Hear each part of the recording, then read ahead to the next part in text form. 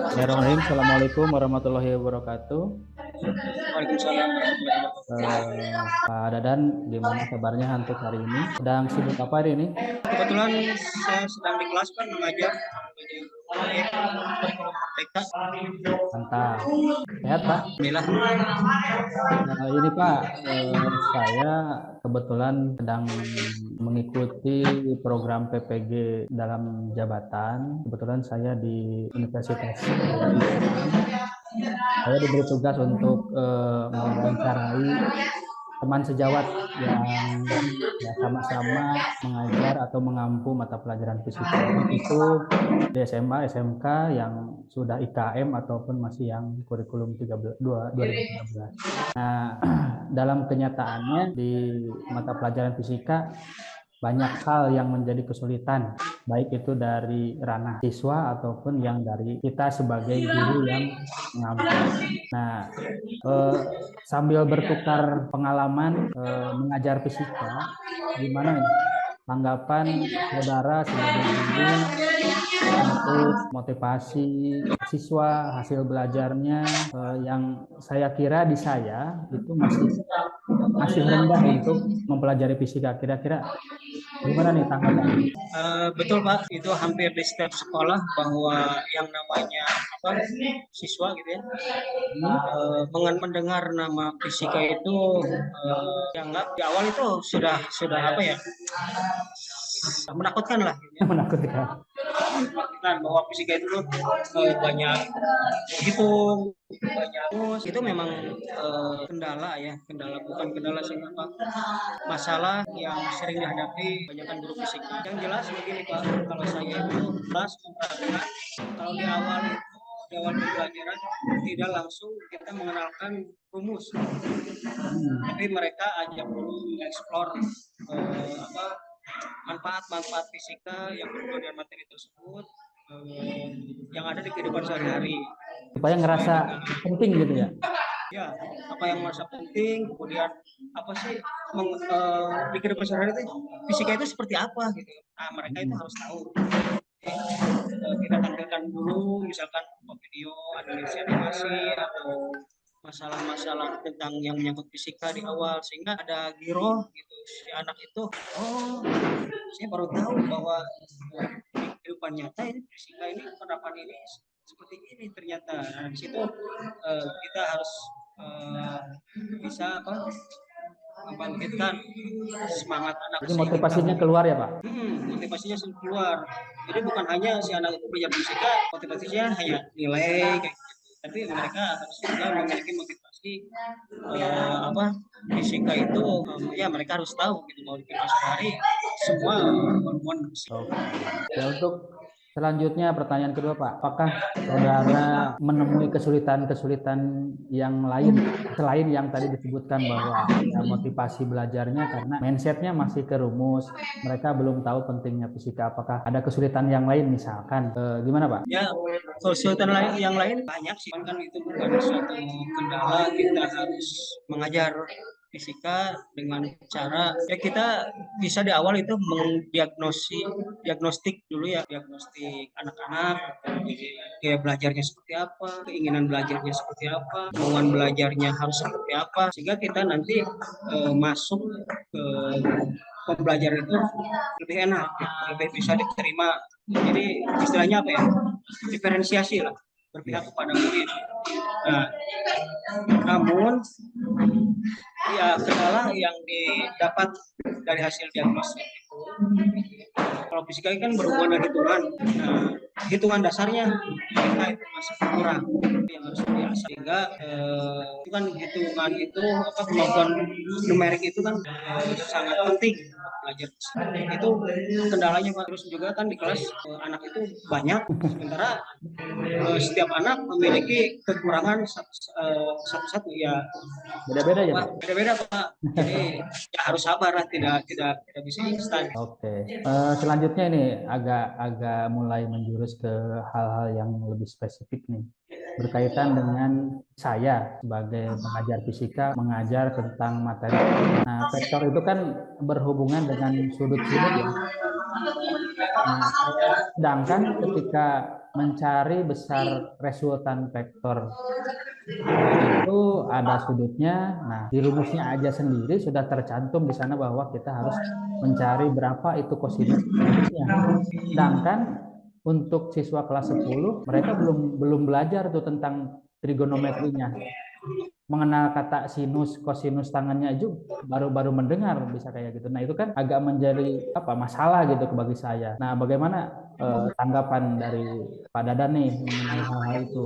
Atau gimana solusinya, atau itu emang sebuah kesulitan atau gimana, atau ada solusinya bagaimana gitu?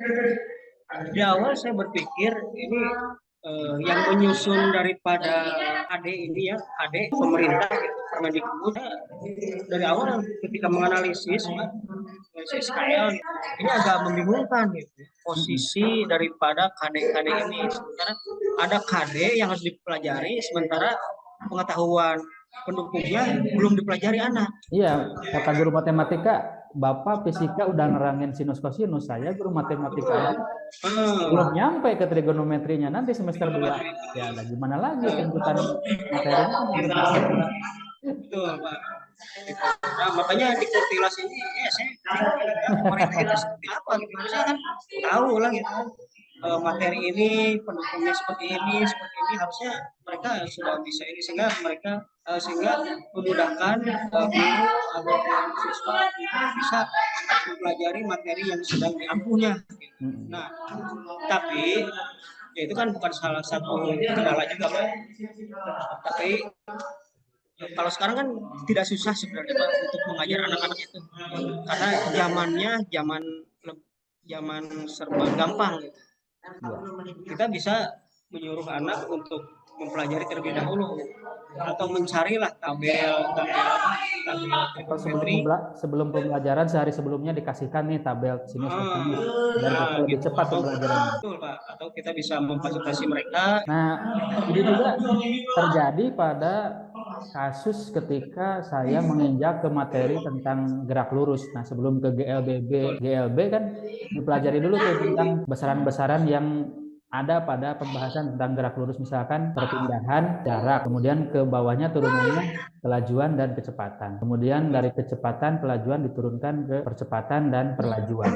Nah, ada soal-soal yang dimana si perpindahan itu dinyatakan dalam sebuah persamaan X misalkan. Langsung ditanyakan berapakah misalkan kecepatan si benda itu pada detik sekian dari yang diturunkan dari persamaan. Nah, sedangkan materi tentang menurunkan persamaan itu kan belum tersampaikan di matematikanya, belum nyampe. Nah, kayaknya kasusnya agak sama gitu kan. Nah, gimana Pak? Kalau saya, pengalaman saya Pak,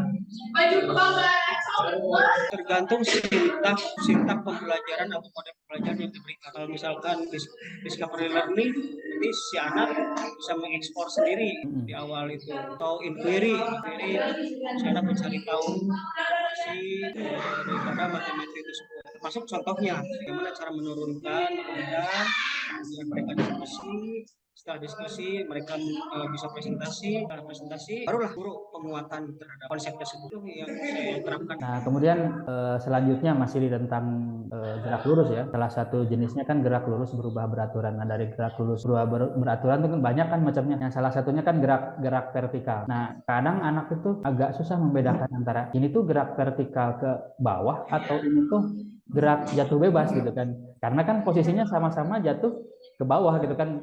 Gerak vertikal ke bawah arahnya ke bawah, gerak jatuh bebas arahnya ke bawah. Nah, kadang-kadang si anak tuh kesulitan. Nah, gimana, apakah pernah menemui kesulitan itu atau misalkan solusinya seperti apa misalnya? Ada sih pernah anak mana yang jatuh bebas, mana yang gerak ya yang tadi disebutkan vertikal ke bawah. Kita kalau saya sih lebih sering menampilkan beberapa contoh Pak. Seperti di video. Ada contoh gerak jatuh bebas, vertikal. Lalu lebih ke sering demonstrasi. Banyak contoh-contoh yang bisa membuat si anak belajar itu sebagai pengalaman mereka. Anak yang tahu menemukan sendiri. Bisa inquiry, bisa discovery ya? Nah, bisa juga PBL PBL. atau PJBL. Nah, terakhir nih, kira-kira yang mata pelajaran yang lain lah, materi-materi yang lain yang pernah ditemuin nih kesulitannya yang lain gitu. Selain yang tadi disebutkan vektor, terus gerak lurus berubah benturan yang pernah Bapak temui gitu. Yang pernah materi-materi kelas 12, karena kan saya jarang nih ngajar kelas 12. Kadang 2 tahun sekali, kadang 3 tahun sekali, membutuhkan recall yang lumayan lah gitu. Khawatir kalau materi yang jarang saya pelajari atau ajarkan kita miskonsepsi. Itu kebanyakan sih yang saya dapat kendala itu materi-materi yang agak bobotnya agak berat ya, kelas 12. Iya, Saya Pak. jarang dapat. Oke gitu ya. Pak, makasih ya Pak untuk kesempatannya pada hari ini. Bapak sudah bisa diwawancara oleh saya untuk menunjukkan tugas saya selama mengikuti kegiatan PPG ini. Saya doakan Bapak juga sehat selalu, tugas-tugas Bapak sebagai guru lancar-lancar, keluarga juga pada sehat-sehat semua. Amin, Pak. Bapak tuh kebetulan mengajar di sekolah mana Pak? Saya ngajar di SMA Al-Masum Sumedang. Sumedang. Oke. Ya. Terima kasih Kebetulan Pak. saya juga penggerak Sumedang. Mantap Pak. Sukses selalu untuk guru penggerak. Semoga semuanya bisa dilalui dengan baik dan tulus. Oke ya Pak untuk kesempatan hari ini. Sama-sama Pak. Semoga Assalamualaikum warahmatullahi wabarakatuh. Ya amin. Waalaikumsalam.